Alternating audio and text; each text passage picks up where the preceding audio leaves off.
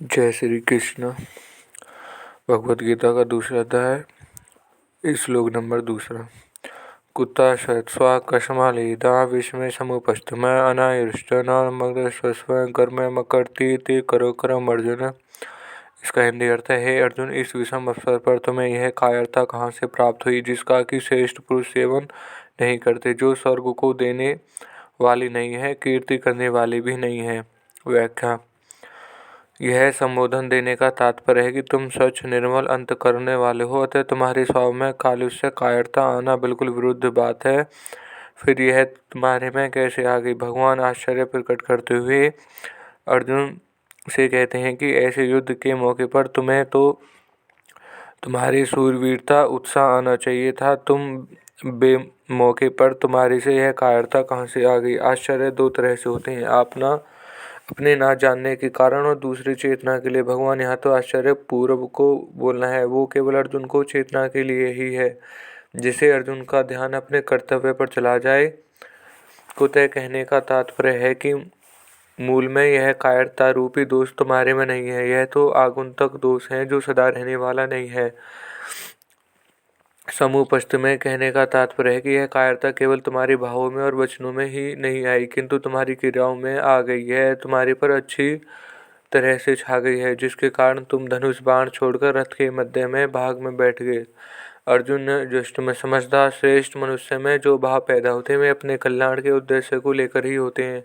इसलिए श्लोक के उत्तरार्ध में भगवान सबसे पहले उपयुक्त पद देकर कहते हैं कि तुम्हारे में जो कायरता आई है उस कायरता को श्रेष्ठ पुरुष स्वीकार नहीं करते। कारण है कि तुम्हारी इस कायरता में अपने कल्याण की बात बिल्कुल नहीं है। कल्याण चाहने वाले श्रेष्ठ मनुष्य प्रवृत्ति और निर्वृत्ति दोनों में अपने कल्याण का ही उद्देश्य रखते हैं। अपने अपने कर्तव्य के प्रति कायरता उत्पन्न नहीं होती। परिस्थिति के अनुसार उनको जो कर्तव्य प्राप्त हो जाता है उसके वे कल्याण प्राप्ति के उद्देश्य से उत्साह और तत्परतापूर्वक संखोपान करते हैं। वे तुम्हारे जैसे कायर होकर युद्ध से अन्य किसी कर्तव्य कर्म से उपरत नहीं होते थे। युद्ध रूप से प्राप्त कर्म कर्तव्य से उपरत होना तुम्हारे लिए कल्याण कारक नहीं है।